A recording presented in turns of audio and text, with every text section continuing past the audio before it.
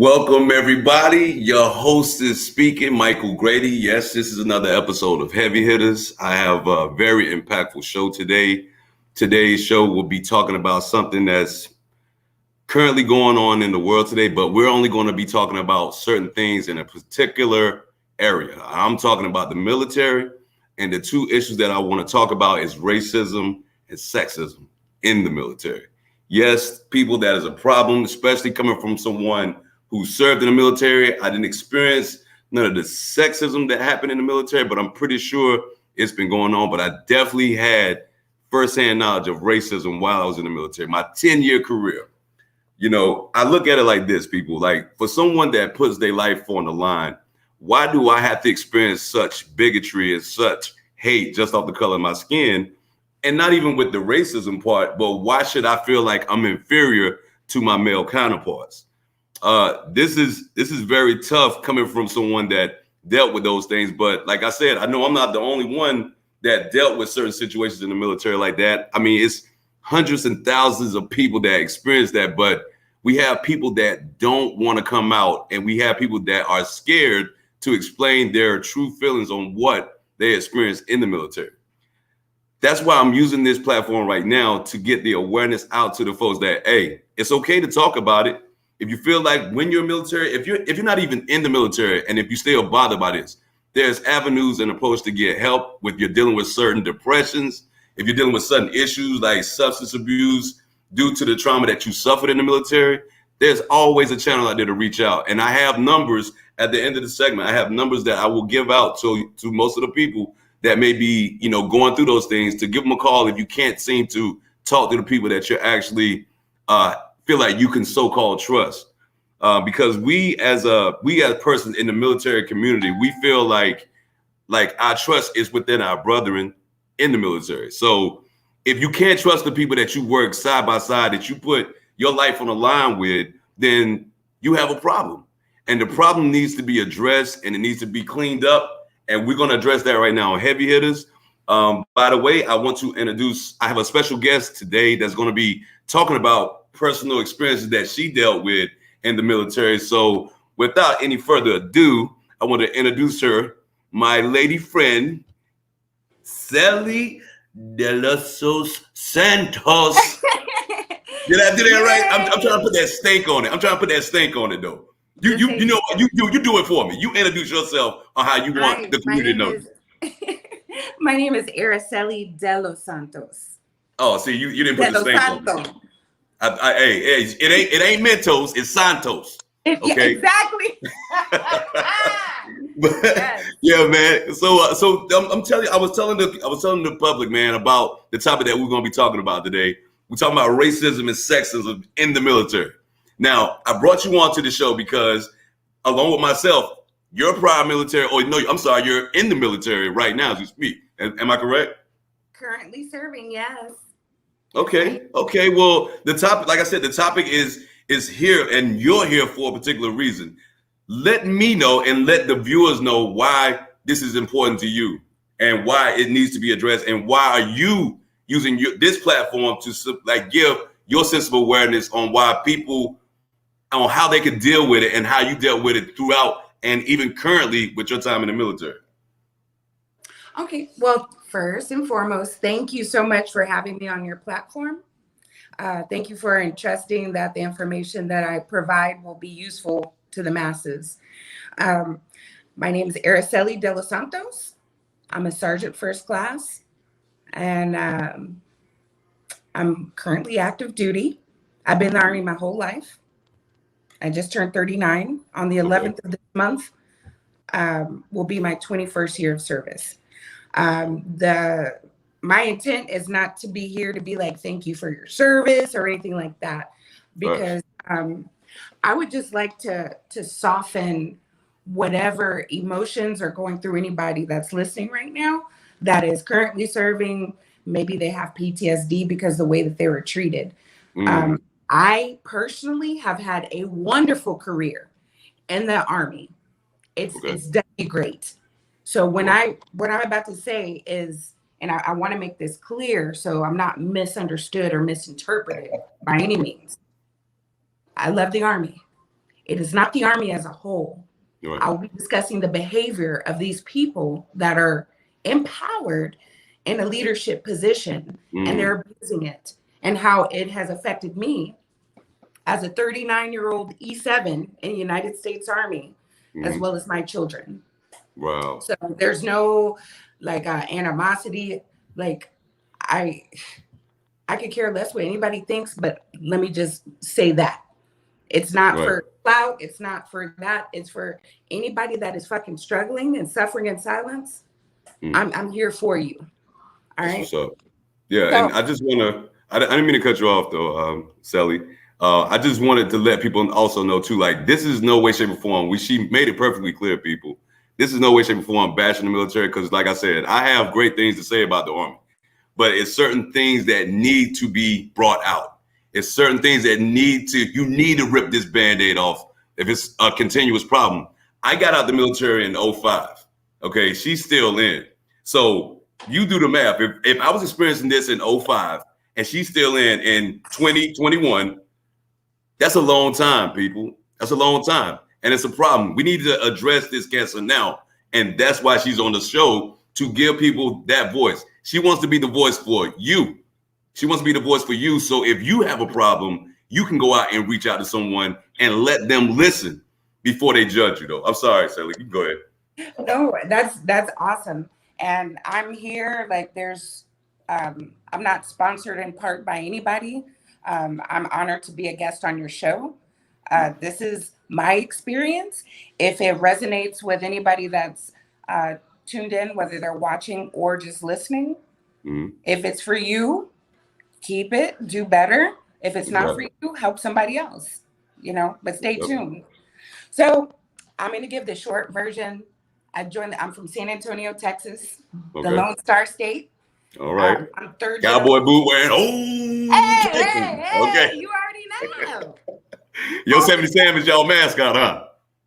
Listen. I'm playing, man. But go ahead. So I'm third generation military. Okay. So this is nothing, again, to be more familiar to whomever's listening and watching. This is not like, I just popped out of my ass and I wanted to join the military. No, it's a time-honored tradition in my family. All right. And I broke the cycle for my son. That's why he's going to Columbia University, because of everything that I'm going through right now. Anywho, so joined the military. My recruiter, I used to babysit his daughters. He's watching David Hamilton, Topper's Auto in San Antonio, Texas. Right. He hooked me up. I got a bonus. I bought my car with that bonus, my first. Like, my parents didn't have to do shit. I've always been like, great. I went to Korea. I was queen for a year. Don't get it twisted at all. I really was. Okay. Right. I was in my prime. I was 18. Okay. All right.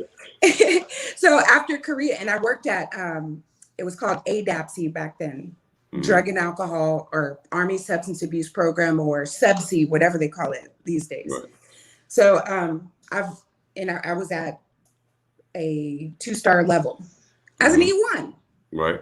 All right. So this is, there's a method behind the madness that I'll speak. This is how I was raised into the Army. Okay. With greatness, with discipline, with respect. Sounds like the core values to me. Yeah. That's it. I've been living those before I enlisted. Facts. This shit ain't new. So anyway, went to Korea. After Korea, I wanted to go back to Fort Jackson because that's where I did basic training AIT. Okay. Was stationed there, loved it, re-enlisted for the needs of the Army, got to Okinawa, Japan. Wow. Okinawa. So when I'm explaining what I'm about to explain, nobody can misinterpret. I'm not bitter. I've had a fruitful career. I've been all over the world and I've been blessed. Indeed. The needs of the Army. Okinawa? Who gets Okinawa? Not me. Not me at all. And back then I was just a little 71 Lima. It's 42 Alpha now. But Okinawa, then Georgia for a long stint, Fort Stewart, then Fort Benning, then Puerto Rico, then Fort Knox. And I'm currently stationed here in Los Angeles, California. Okay. I'm an Army Reserve career counselor. So retention.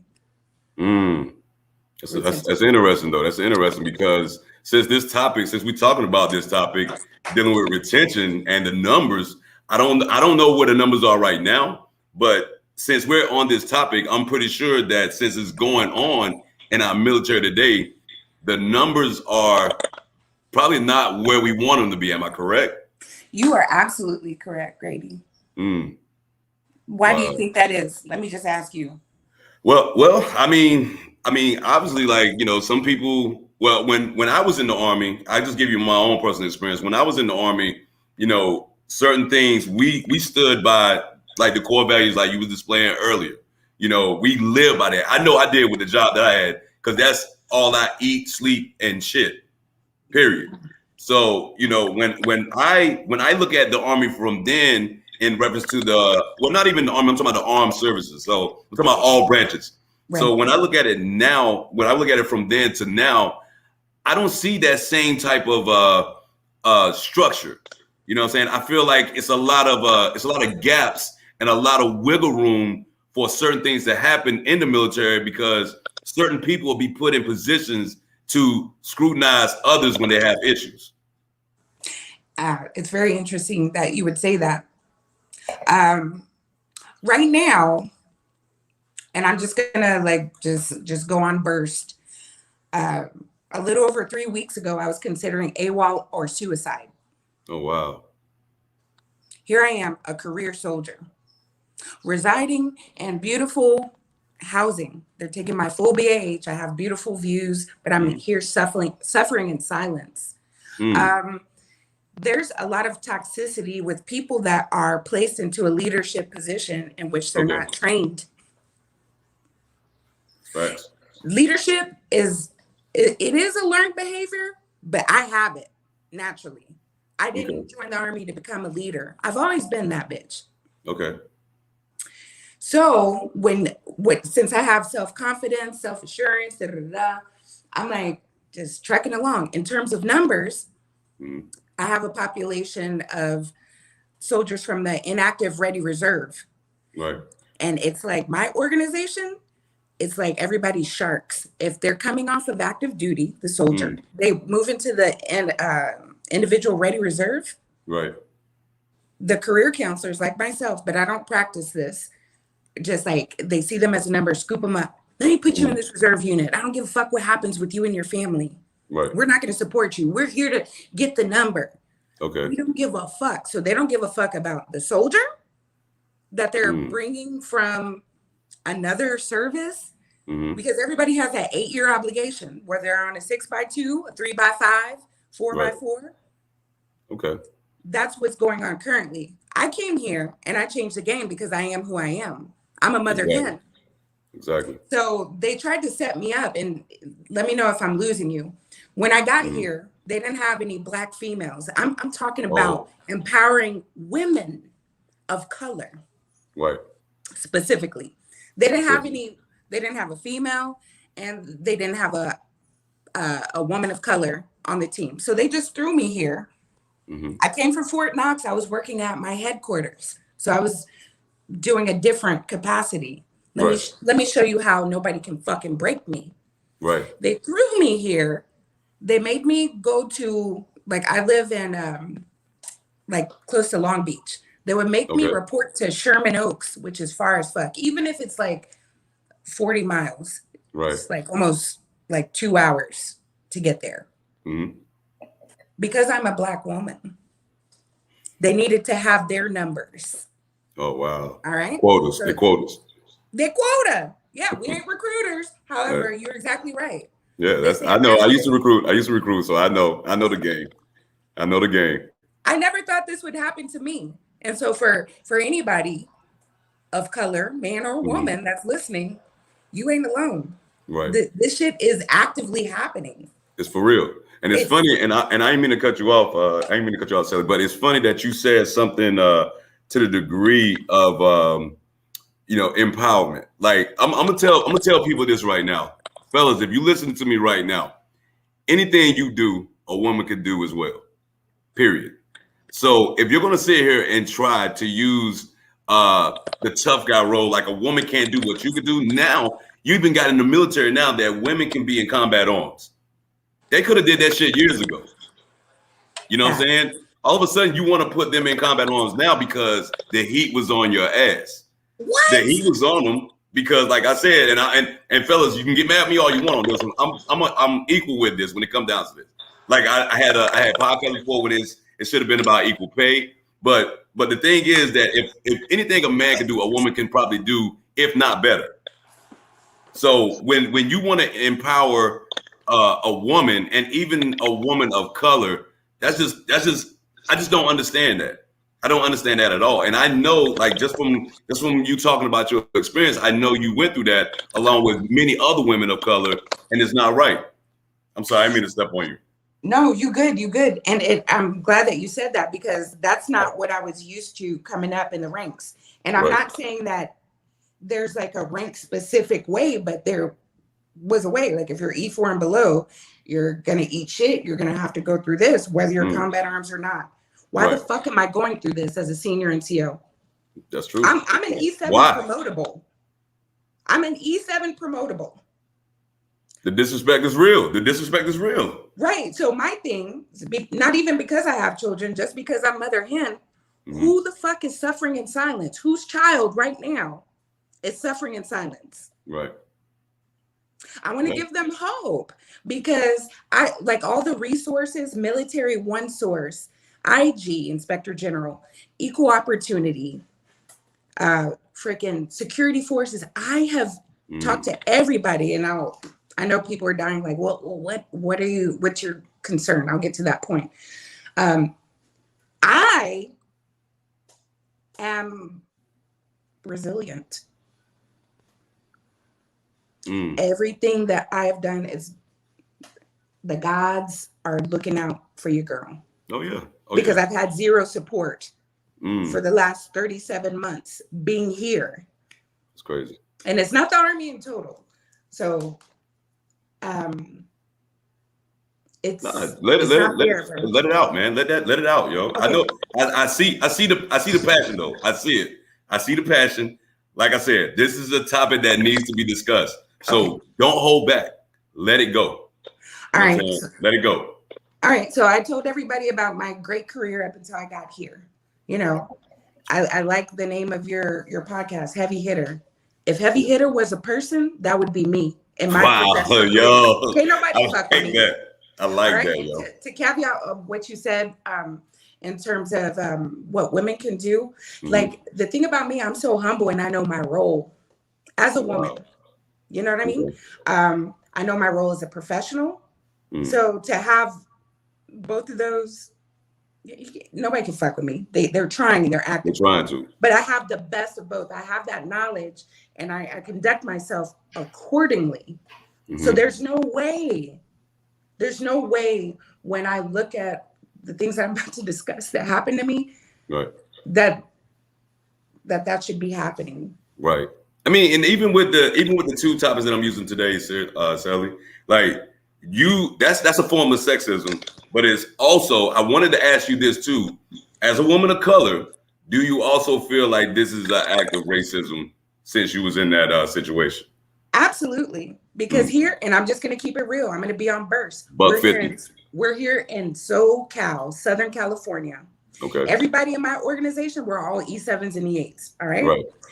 It's a male-dominated industry, but it's nothing to be proud of. Essentially, they should be ashamed, because if you're not empowering your subordinates, then what the fuck are you doing? Just showboating and cooning.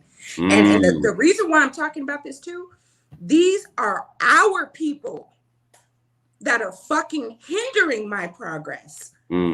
I'm not here saying, I've experienced racism or sexism from white people. Right. I'm more accepted by others up in this piece than those that I work for, that we have the same pigment, that they are, dutifully, like they're governed by Army regulation to help me, and they haven't. So anyway, I got here, they threw me in a situation, setting me up for failure initially. So when people are like, prepare for the worst and hope for the best, that shit is real. It's real. I prepared for the worst. I was like, what's the worst thing that can happen? They gave me the largest medical unit in the entire Army Reserve here in Los Angeles with no leadership, no guidance. I'm coming from brigade headquarters. Like they had this ideation that I felt like that, oh, I'm the shit, da, da, da, da. All I do is take care of motherfuckers. Right. I don't hang out with them. I'm always respectful, but they set me up from day one, the moment I arrived here. Right. Setting me up in positions to fail with, I had like 7 UICs independently by myself. And I put like within 5 months of me being here, I put my organization on the map for success. Right. Because I'm coming from nurturing and a good place, humility, and taking care of soldiers at a basic level. Right. I had the civilian aide to the Secretary of the Army at my reenlistment ceremonies, mass reenlistment ceremonies, retention, not for promotion purposes, because you can do it. You're good at this job. Well, by God, if you're having trouble with like PT or whatever, like I empower every individual soldier, and that should matter to the masses. Now, my organization, since we're discussing metrics, and since it's mission-based and production-based, these people that are placed in a leadership position, appointed over me as my chain of command, let's see, I've seen them 4 times in 3 years. Oh, wow. So it's really fucked up. My organization is really fucked up. And I'm just going to say it. Army Reserve Careers Group. We're all career counselors.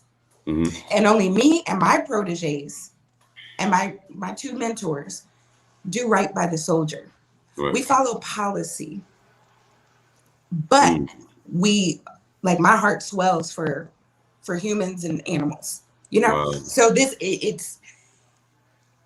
is not a learned behavior for me. And they don't appreciate anything that I have to offer. All this, like if you have the civilian aide to the Secretary of the Army come to your soldier that just got here in 5 months ago. Right. But these motherfuckers been here for years. Right? They're stagnant. I have more ribbons than my sergeant major. Hey, well, that speaks volume of you, though. That speaks volume of you. Why are Nothing to take away from your sergeant major. Why are they impressing me? They're intimidated. Why be intimidated by people of color, especially a woman of color? I'm not a threat to anybody. I'm just helping motherfuckers. Is this brand new though? Is it brand new? This is not brand new. Fuck no. It's not brand new. You know that and I know that. Right? But why the fuck is this still so regular and unaddressed? I'm solution based. Right. If I like your mission essential. Say it louder for those people. Mission essential. If you don't know what that means, you're looking at them. That's what I mean. Like that's the problem. Like I say, I'm sorry, I didn't mean to cut you off, but it's just I'm feeling what you're saying, man. Because at the end of the day, I can relate to pretty much everything you're saying. And one thing about me is, like, I'm passionate about certain things that I accomplish. Even the things that I fail, I try to strive to do better. You know what I'm saying? And like I don't use people to try to elevate myself. And like with this particular subject, like me and you was in the Army. So the Army was Army strong, Army of one. Like, how can you be that if you're being divided or you want to cause friction from within your own base? Right, within your own ranks. That's why I'm like, why won't anybody fucking help me? Everybody that has the capacity to help has refused me. That's sad. And I've been a heavy hitter. I'm not even kidding. And I will send you an email from my .mil. In my organization, whenever you get a contract, i.e. an IRR soldier, put him in boots in a reserve unit. Oh, you're a heavy hitter. No, I'm really a heavy hitter. Right. No, Because I definitely see it. I change the game for the Army and they don't fucking like it. Mm, I do what is right. Nothing, I don't pull anything out of my ass. I don't like create something that's my idea. right. That's why I never have any problems with the soldiers that I serve. And so I'm Mm-hmm. just confused why I can't get the same fucking support. When I've been in Wow. counseling, because I was very, very depressed. And I'm just going to say this too, since we're on a public platform. Mm-hmm. I was drinking 18 to 30 Coors Light every fucking day. Mm. I have been punished every month since February of 2020. Number one, I'm a grown woman. Right. I'm a human. Indeed. And I signed up and I have rights. I have rights. Why is nobody fucking helping me? I'm here on your platform Mm-hmm. showing what resilience looks like. The constant is this torment. Wow. I was like, oh, I let myself go. I lost myself. Mm-hmm. I thought that what these motherfuckers were saying about me was true. Right. Guess what? For me, since I'm extremely educated, I have 1059s and certificates of completion. I like that. That shit don't, like, the things that these people that are abusing their power, the things that they say or do to you, it should be irrelevant. Mm-hmm. I don't want anybody to be 39 years old and wake the fuck up and realize that. Right. I was on the verge of AWOL or suicide because these motherfuckers come to my house. I live in Air Force housing. Los Angeles Air Force Base is like 20 miles away, and this is an annex. I live in senior enlisted housing. They take my whole BAH. I'm monitored. I can hear my neighbors fucking. I can hear them shitting. I can hear them combing their kids' hair in the morning. Right. I don't have, like, I'm like over here, like, exposed, vulnerable. Mm-hmm. I'm committed to the U.S. Army. Why the fuck is this shit happening to me? It shouldn't happen, though. It shouldn't happen, you know, Sally, because for one, like you were saying earlier, you're educated, you're sophisticated, definitely. Like I said, you're mission essential. Like, it's not. I don't even want to go. I want it to go off the grid and even say that it's a color thing, because it's not, though. This is deeper than that. But we're addressing this right now because of the topic, and it seems like it's a major problem. So I want to start with what I feel what is the problem first, on why us, you know what I'm saying, are being treated like we're second-class citizens when we put our life on the line. You know, we do everything that we're supposed to do as our other counterparts, but yet we still feel like we're short of reaching our goal, and that's to be accepted. Well, the other side of that, why is it that when we, not you and I, but people of our color and pigment, when we are placed in positions of trust, why do we abuse that? When I was in E5, this is the only time I've ever abused my fucking power. When I got promoted to E5, you know that feeling. Oh, yeah. I locked this fucking PFC up. That was a long time ago. Like, that shit does not, like, it does not give me thrill. It does not make my pussy come. It does not bring additional income. Right. It was just one of those things where I had to, like, go through it to learn what not to do.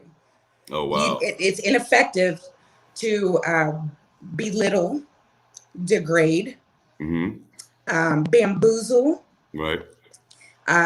You know, so I learned that early on. Hey, Sally, I got some comments coming in right now, yo. This is directly straight toward you. So I'm gonna read a couple of these comments. I have my man here, Roger Williams. He's saying definitely needs to be addressed. Talking about the issue that we're discussing tonight. Well, I feel like we're discussing this because, like I said, on this platform, yeah, we speak the truth, and we speak when the people don't want to speak. So I'm definitely giving you. I don't care. I'm not scared. That's why. Yeah, we're never scared, man. We're never scared. And I know Sally ain't scared. You definitely clear. That's why you said you feeling this. And even with the second comment, Sally, look, there you go, right there. I admire her strength and her story. That's what's up, Rob. I appreciate that, man. See, I'm telling you, people are listening though. And like I said, everything that you experience, and you're still in the midst of all this. everything that you experience, like some people out there, I mean, and I don't want to call people out and stuff like that, but I'm not going to necessarily say they're cowardly for not speaking up. It's just if they don't want to feel that tension, they don't want to feel that oh, I got to look over my back because whatever I'm saying is going to get out. It may affect me in my job, or it may people just don't like what I see right now, or people don't like what I experience because I'm, like I said, I'm ripping that Band-Aid off. You know what I'm saying? And you know what? I have zero fucks to give about the whatever consequences of my truth, because I have no secrets. I have nothing to hide. Wow. I know that I have done my job. Mm-hmm. If you look at the enlistment contract, if you look at mine, that shit was typed 21 years ago. What I signed up to do, I'm still doing that. No matter how our people that are, and they don't know, like I still have grace. That's why I'm not bitter. They don't know any better. They're on burst. I like saying on burst because they like change your like say you're at the range from what do you call it? From safety to semi or whatever. No, these niggas are on burst. These niggas on burst. Nobody has reeled them in. I've had mentorship for women of color to be like, come on, let me show you what right looks like. The leadership that I received stopped once I got stationed here. These people, and going back to the sexism piece, and even though like, and I give grace to anybody that's been sexually abused, and I sit with them in that emotion and their emotion, and I have, you know, options for them. There's hope. However, since that didn't happen to me, because I used to be like slick at the mouth, but within regulatory guidance. Used to be. Okay. So let me ask you something though. I know you just said that, you know, the sexual abuse part didn't happen to you in your military career, and like but like I said, we're talking about racism and sexism, but I want to incorporate that as well though, because like I said, there are thousands of people that may have been abused while in the military. Yeah. Okay. Now, with all the information that you given me tonight, and like I said, I'm thankful for you having on the show, because I gotta give you applause for that. I definitely do. I applaud you. But for the people that may even have experienced, you know, sexual abuse in the military, what can you actually give them in light of what racism and sexism was causing for you? What could you give people that may have experienced something like that for us on the abuse level, sexual abuse level in the military? I'm sorry if my face looks like I'm smirking, but I hope nobody's expecting me to say the U.S. government will help them. I do encourage them, and I can only speak from here, to invest their money. Like I used to smoke cigarettes and drink beer, invest their money in a civilian trauma. I was in a civilian trauma program for 4 months. Wow. Okay. I went through the proper steps, and since I'm not in the Air Force, and LA Air Force Base just refers you out, I was blessed. But anybody that has done that and they don't want to come forward because the government won't help them right now, eventually they will if they pull the right strings. Invest whatever they're doing, like I said, cigarettes and beer. Wow. I'm saving $12,000 a year. So if I can do that, how about I can invest that money into a civilian practitioner? Not that anybody, like these people, they don't know anything about the military. So they can't be like, they're not leading with thank you for your service. They take this shit seriously because this is their fucking job. It's their job, exactly. There's no chain of command involved if you invest yourself. And, you know, I write everything that I do off on my taxes. And I've never been like owed or anything. You have to invest in yourself. Ladies, gentlemen of color, if you can go to the strip club, if you can pay for pussy, if you can buy bitches flowers, why can't you take care of yourself? That's facts.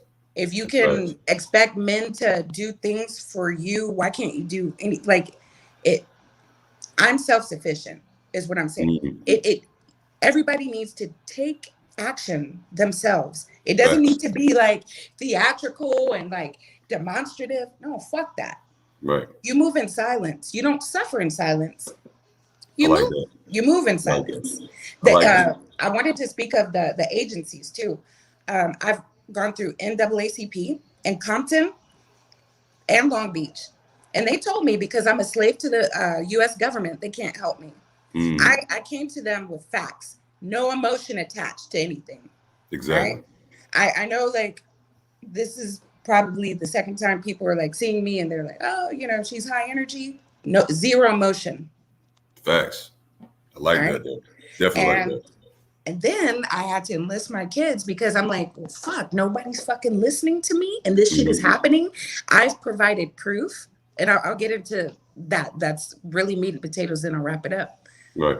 I had my daughter come with me 2 weeks ago, had a height and weight. They tried to set me the fuck up. And it happened to be a woman of color. Wow. So listen, people, like everything that Celia is talking about right now, this is happening. This has been going on for years. Okay. What we're doing right now, what we're using on this platform right now is to aware people of what's going on. These things are really, really setting a lot of people back. You have people that have issues that are current, and even you don't even have people took their own lives because they felt like they couldn't actually have a channel to turn to when they was dealing with situations that we're talking about today. Like, this is a very important topic, and like I said earlier, for her to be on this show, like this is commendable. This is very commendable, and I commend her. I love her. I love her for everything she's doing because, like I said, she's speaking for the people that don't want to speak. And I don't even want to use that word don't. They can, they just not ready to. Right. And I want to encourage them that there's no fear and asking for, like, I'm not asking for any favors. I'm not like looking for anything except for what I deserve civilly, regulatorily. Facts. I'm not asking for a special fucking favor. I'm not here being like, oh, I'm asking for the fucking world. And no, I just like, if you're a fucking leader, be one. How about that? Well, listen, whatever you went through, you should get the world. You know what I'm saying? Because you went through a lot. I did. You know what I'm saying? So let me tell you what happened, right? So, and I'll keep it brief. I'm already like, healing starts within. Let me say that. So no matter what we discuss here, it's still going to take individual effort. Exactly. I totally agree. To see action. Totally agree. So anyway, I was married, and I wasn't a good wife. I wasn't. And I didn't have a good husband. We were young, whatever. Cool. I left him, let's see, in 2014. And we had like back and forth court cases. I was on leave last year. DA 31 for those listening. With a control number. Submitted 10 days prior in accordance with the commander's leave policy. So I was tired of like wasting money. I got divorced in Louisville, Kentucky, since I was stationed at Knox. I decided, since I was on leave, let me go represent myself. I went to court and I told my supervisor, my area leader at the time, he and I were peers together at Fort Knox. We sat, his cubicle was right here. I'm next to the wall. We were butt buddies. I respected him in his capacity. Okay. I was so excited that he was going to be my leader. Anyway, so I told him right before I walked in court, I was like, hey, there's a good chance that this Klanswoman might lock me the fuck up. I have my friend Sheila Hamilton take me there. And that's exactly what happened. I was put in shackles. I was locked up for contempt of court for violating the marital separation agreement, the divorce decree. My ex-husband wanted to have nightly chats with my daughter. And the Commonwealth of Kentucky, this particular judge, Lauren Adams Ogden, She was like, she rubber chicken necked me. I'm going to teach Do you it a right quick. lesson. Do it right quick. How you do that? How you do that? It was so unprofessional. She's a white Right. woman with thin hair. Like, Right. you know, like, how dare you? How fucking dare you? Like, don't do it at all, but how dare you? And this is on camera. Okay. I'm going to teach you a lesson. I was in jail for 13 days in Louisville. I was 30 minutes away from my brigade headquarters. I called my CSM and my commander. Crickets. I was 30 fucking minutes away. Meanwhile, let me just say this here. Since I've either been a single mom or dual military, I have an active family care plan for those that are going to try and scrutinize or dissect what the fuck I'm saying. I've always had a valid fucking family care plan. And that shit works. So anyway, I always fly my parents, my mom, my stepdad, and my aunt everywhere geographically to keep the kids. They've never been with fucking strangers. Right. My family care plan works. While I'm in jail, my commander and my sergeant major come to my house and tell my mom, we marked your daughter AWOL. They marked me AWOL instead of marking me confined. We have codes for that in the fucking Army. Exactly. I came in 21 years ago where we went from, not Pernet, we went to email po. Come on, this is nothing new. Nothing new. They intentionally, not knowing anything, they circumnavigated the system because they have ID cards and they can come to my house as an annex. Oh, I told I said, hey, y'all taking my whole BAH up in this bitch. Y'all need to, like, nobody can come up in this motherfucker. I might be naked or have like a scarf on. Like, this is my fucking house. Right. You can't That's just your domain. That's your domain. Why would, like, they came here and told my mom in real life everything bad that they were doing, and that has actively happened. My dad's retired Navy. My stepdad's retired Air Force. My mom, she's very like non-emotional. She was just like, oh, okay. I have the paperwork for everything that they did. They have never supported me. If you have a soldier that's confined, and I've had several DUI, domestic, man, I went to jail because my daughter didn't want to talk to my ex-husband, and we don't have his phone number to this fucking day. Wow. That's all crazy. Right. So here's where it gets good. My office mate falsifies contracts, the commander's signature as well as the soldier, to get numbers, to stay on lead line. Nothing has ever happened to him because he's a male. Wow. I have had to like be a witness on sworn statements and all this shit. All I've done was ask for help and be clear and transparent. Hey, this is what's going to happen. Can you help me? Nobody's helped me. Soldiers go to jail all the fucking time for different reasons. I'm not saying mine was like minimal, but like, come on now. I'm not fault. I've never broken Army regulation. I just had baby daddy issues. And that's what my CSM said. He told me, be a good little sergeant. Wow. See, the disrespect is real, man. The disrespect is real. Sexism truly exists in the military, people. Like, this is front hand. This is first knowledge right here. Yeah, I mean, you're getting it from the horse's mouth. She's not lying, people. She's been in the military. She's still in the military. Everything. And that's why I'm scared to go to work every day. I'm scared because I've told everybody that has a capacity to do something about the problems. Let me mention this too. You would think that I've like killed somebody. I've been here for 37 months. Okay. And I've worked for 23 people. They bounce me around because wherever they need a Black woman. That's fucked up. It's not the whole Army. It's my organization. It's going on somewhere. But how, like, my thing is, if I'm questioning how the fuck could this happen to me and I'm doing this, imagine our babies. Wow. Our babies of color. Yeah. Like my son, thank God I broke the cycle and he's going to Columbia University and not joining the military, because I'll be goddamned if that shit happens to him. Right. I'll be goddamned if any of this happens to anybody else. And they are oppressing me from taking care of the masses. Mm. They're oppressing me. They have like punished me. I went to jail for violating a divorce decree. These motherfuckers are getting DUIs. There's a fucking master sergeant that shot a 26-year-old. What'd he get? What'd he get though? Nothing. And he was a black man.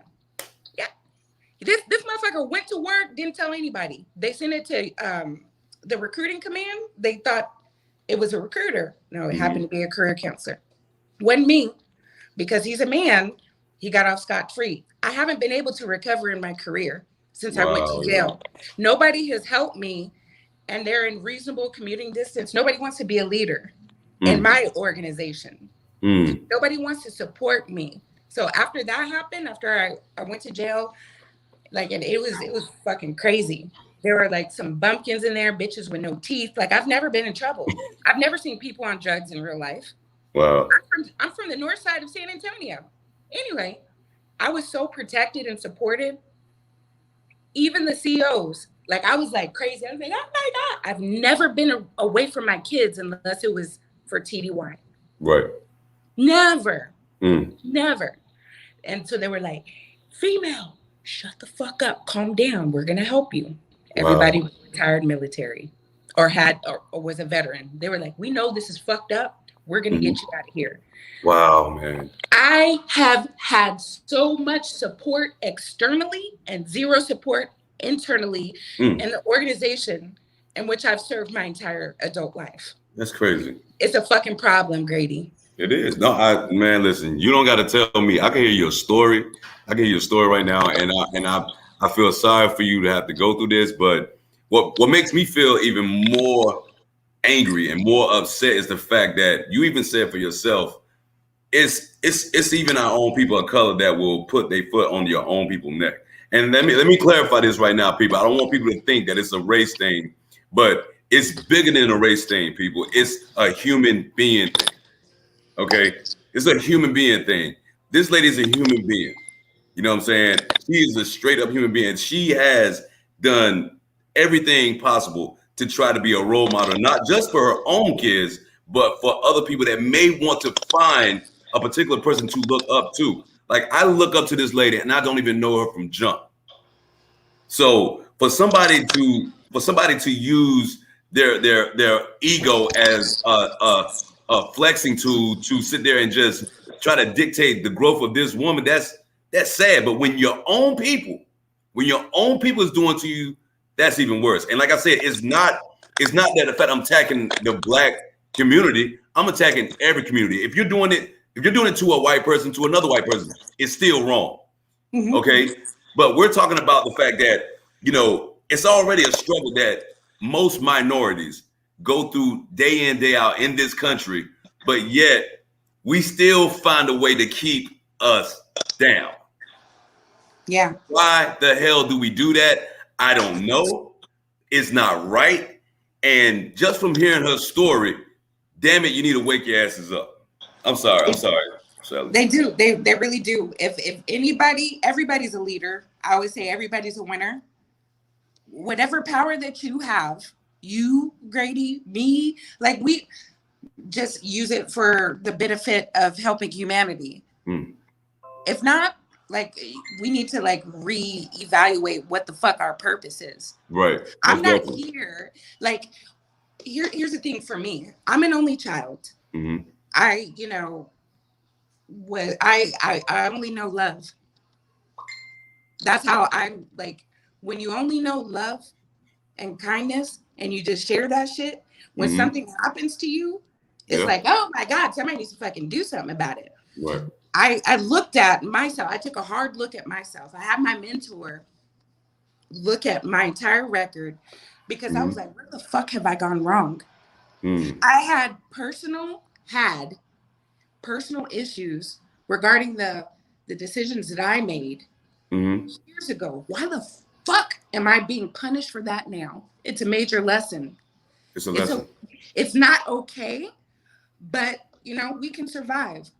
It's okay. Hey, like I said, Sally, I feel your pain. Look, I got a couple comments, man, I want to bring out, and all these comments are directed toward you. So, like I said, you're being hurt. So every comment that I put up here, this is for you, though. So I want to lift you up because this is all coming from your mouth. This is all coming from what you dealt with. All right. So I just want to perfectly make that clear to you. This is all for you. Okay. I got my man Roger Williams. You know, he said he wanted to blow the whistle from his 21 years of service. He's been wanting to blow the whistle for 21 years. Okay.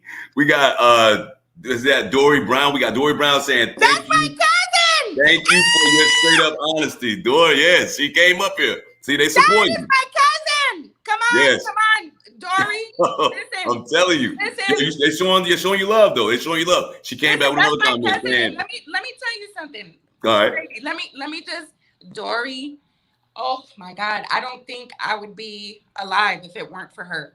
Let me tell you something. I want to pump her up, and I want to just like come back to saying how I've loved my career. Mm-hmm. When I was a young fucking private, you know it's expensive to rent cars. Dory, my cousin, she would rent me cars. There would be fucking cigarette butts and ashes everywhere. She never said no. When my son was young, 18 years ago, and I wanted to be a thought, I was coming home to San Antonio, driving to Fort Hood. No, she didn't say that, yo. No, she didn't. Yeah, like she never knew. Like she was just like, okay. She never. What I want to say is that I know that she loves me. Right. Well, you see it. You see it in the comments. You see it clearly in the comments. And you know what? She was running for city councilwoman. And when she and my son, before my son left, I said, you need to do something bigger. Dory Lee Brown. I love you. Yeah, there's the comments right there. Look, she's saying to you right now, healing from within. That's step one. Take the step. You did that. You did that. I got a couple comments up here too. I got my man Roger Williams. He said they put too many people that ain't never been through shit in a position of authority.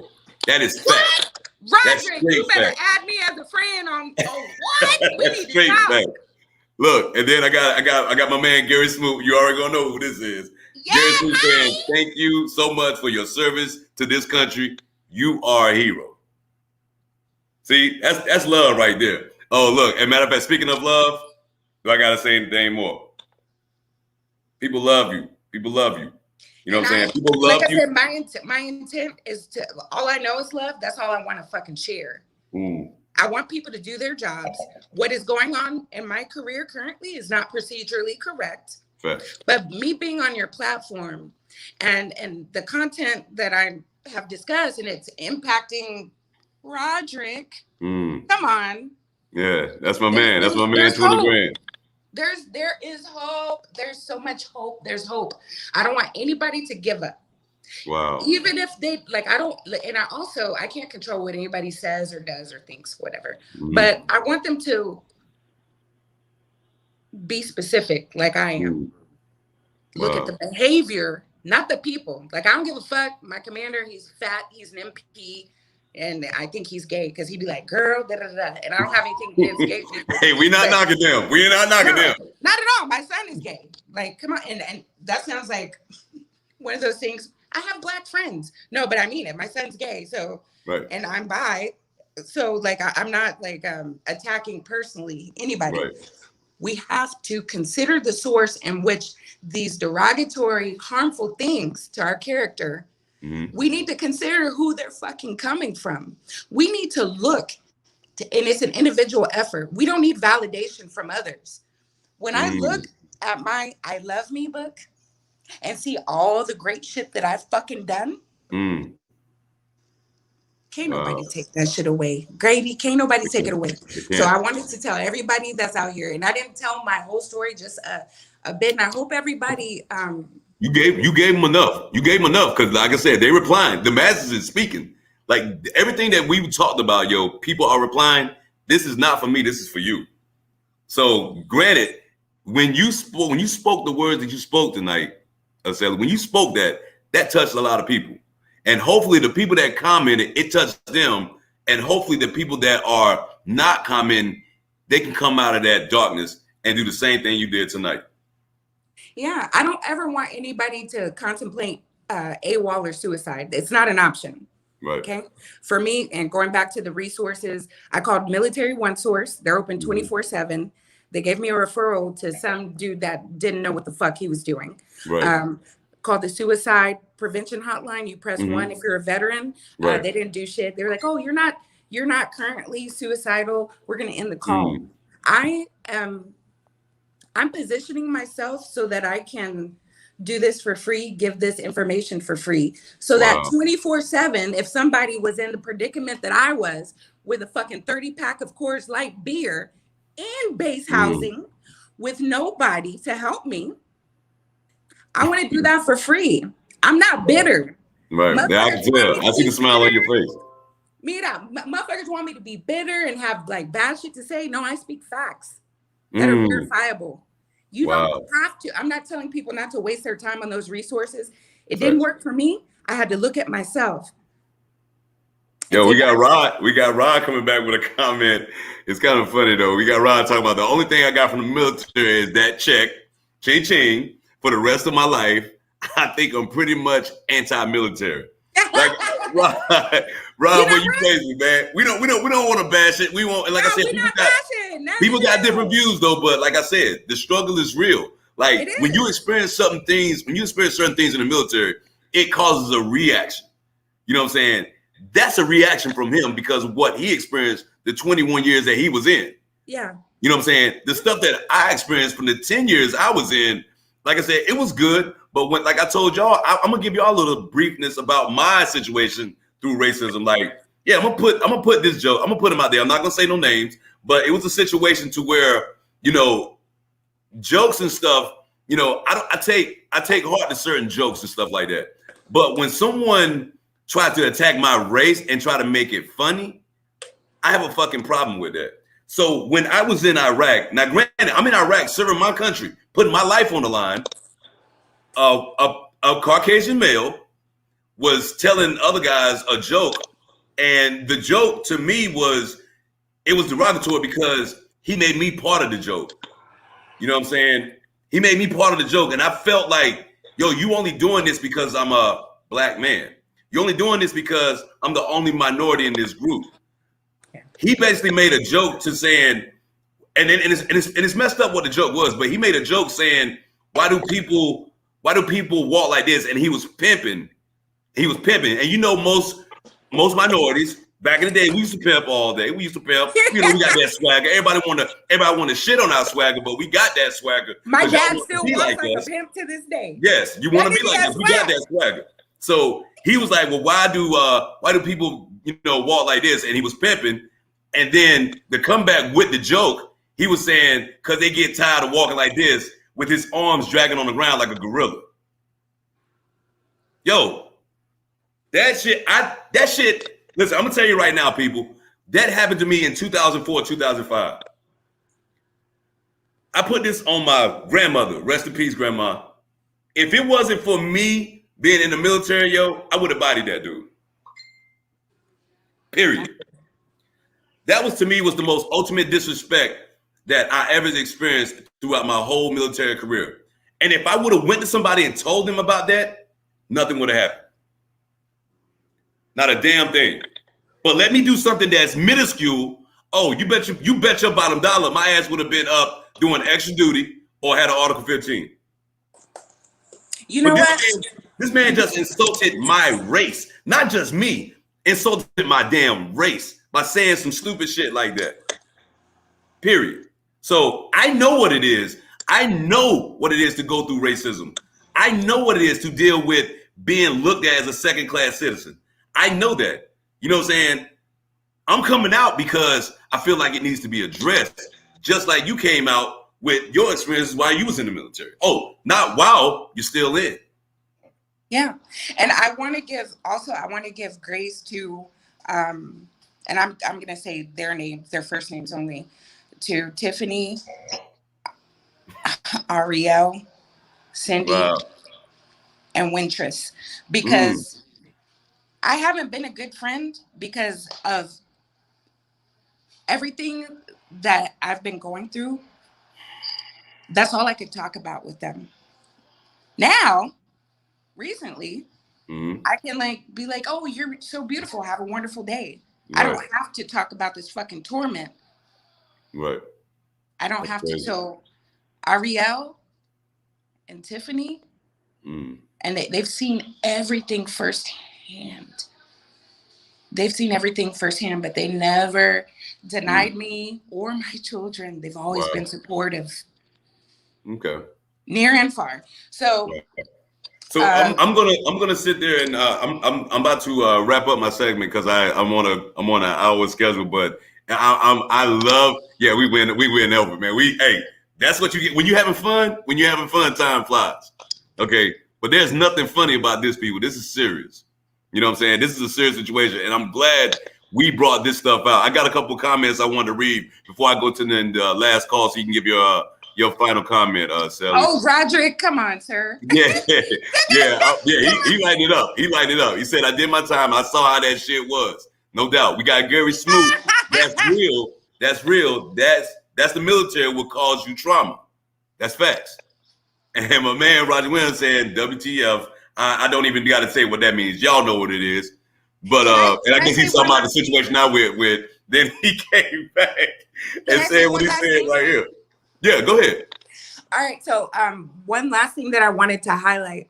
In October of 2020, I volunteered at Los Angeles Air Force Base to get a detox because I was an alcoholic. Mm. Nobody from my chain of command has ever asked me, do I need help, assistance, why, Subsequently, I was command referred for a behavioral health evaluation and escorted by 2 of my peers. Mm. There's no private. I don't have any privacy. That's why I'm like, I don't care if I say my name because it's been violated. But you real. No, you real. That's what it is. You real. When volunteering goes wrong. Mm. So anybody, here's my last thing. Anybody that wants to seek help to better themselves, behavioral health, alcohol, substance abuse, whatever it is. Right. Go ahead and invest in yourself. Stop whatever vice that you have. What are you worshiping? I was worshiping cigarettes and beer. Right. That's it. Right. So I encourage all of the listeners, and I thank you for your time and availability. Facts. I'm gonna make time. I'm gonna make time for the realness. You know, I told you what I tell you. What I tell you when we talked earlier. I said a lot of people are not gonna accept me for being real. If you can't accept my realness, you can't deal with the real. And I appreciate you coming on to my show and being real and letting people know that, hey, the way out to whenever you're dealing with racism or sexism is to talk it out. Period. Talk it out. Talk and work on yourself first. Don't seek validation from others. Work on yourself. Yo, I got some more comments, man. I want to read these comments, man. We got some more comments, man. We got Gary Smoot talking about you preaching Grady, 100% great. Come on, Smoot, man. You know what I do, man. This is I'm feeding off the energy for my guest. This is her platform. Gary, I can't wait till Thursday. Thanks. Oh yeah, she coming to a theater near you, Gary. We got Ariel. Is that Ariel Dow? Ariel. Ariel. I'm sorry if I butchered your name. I'm sorry. Hey, my guest corrected me, so this is her show. That's my baby girl. She's so beautiful. Wow, man. Hey, that's your daughter? That's your daughter? No, she could be. Like, I just want to pick her up. She's so cute and toteable. Oh wow. No, but she's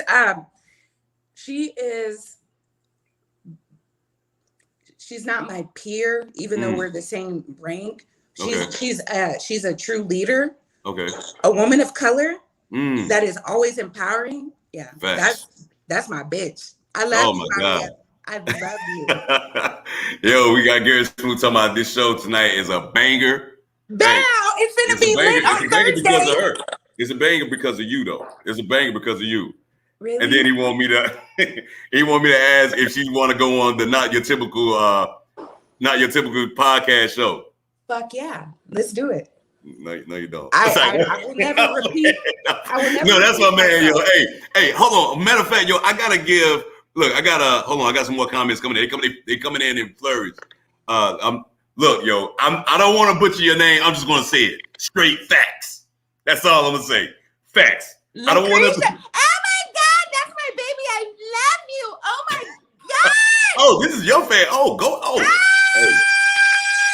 Lucretia. Is that how you pronounce it? Lucretia. That's, oh my God. Oh, Lucretia. Straight facts. Beautiful. You heard it first. Beautiful. You heard it first. Straight facts coming out of this monumental and most important time on this segment right now. I got everything coming from her. On.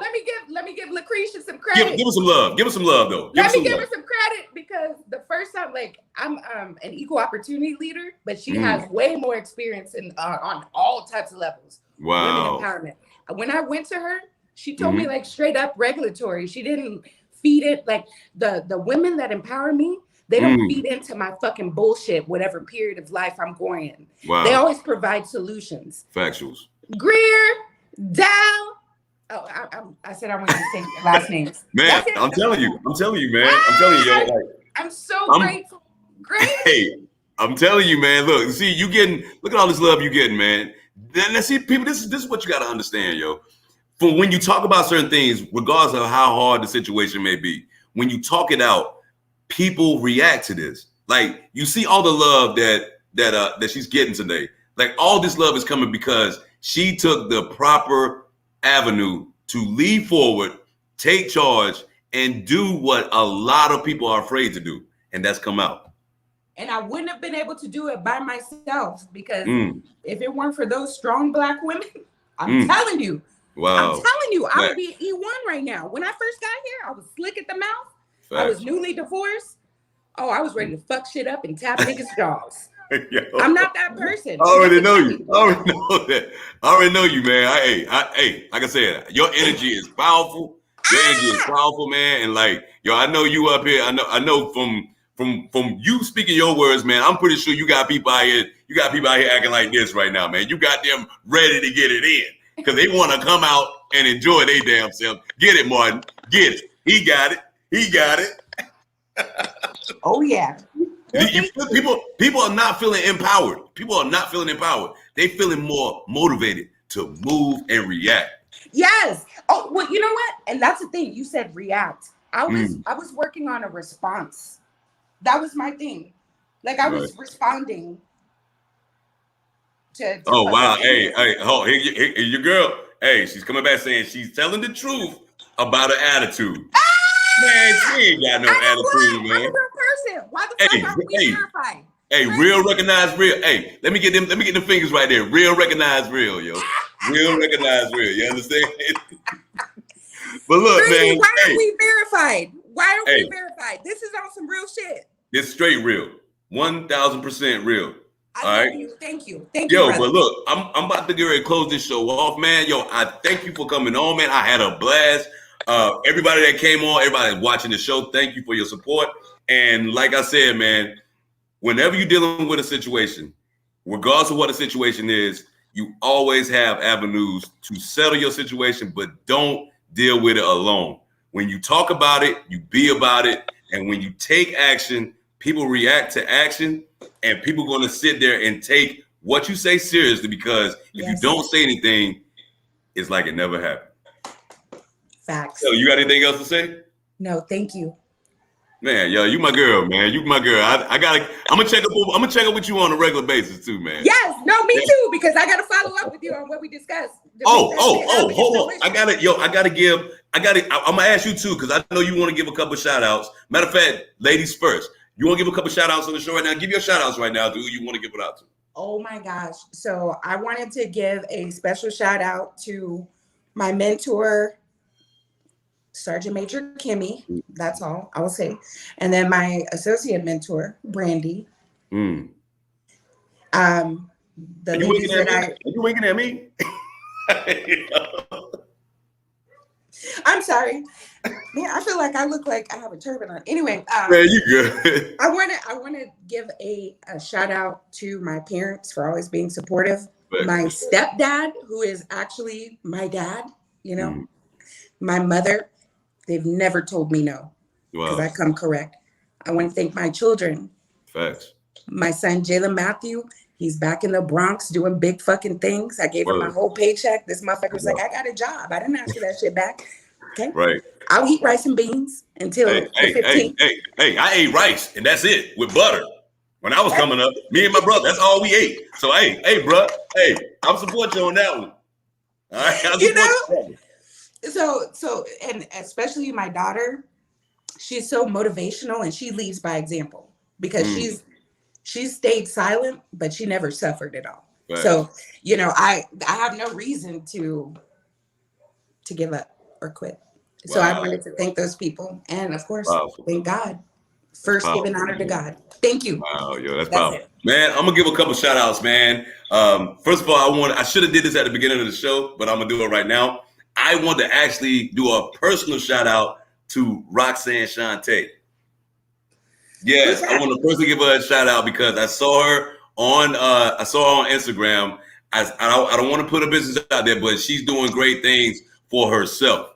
And I definitely give her a shout out, man. Big ups to you. Also give a shout out to Dr. ABG. Her doctor is working with her. You know what I'm saying? Like they are strong queens in the community. And if you don't know, now you know. Because they are actually doing bigger things. She's doing individual things, talking about Roxanne Shante to better herself. I commend her for that. And like I said, the doctor, she's actually encouraging not only her, but she's encouraging other people. Accordingly, she's encouraging actually women of color, take your health serious. She's telling you to take your health serious. We are dying breed people. Like we need to take health on a whole nother level. You're right. All right. Because I want to see everybody live a long life. But most importantly, I want to see my people come first. Facts. So Roxanne Shante.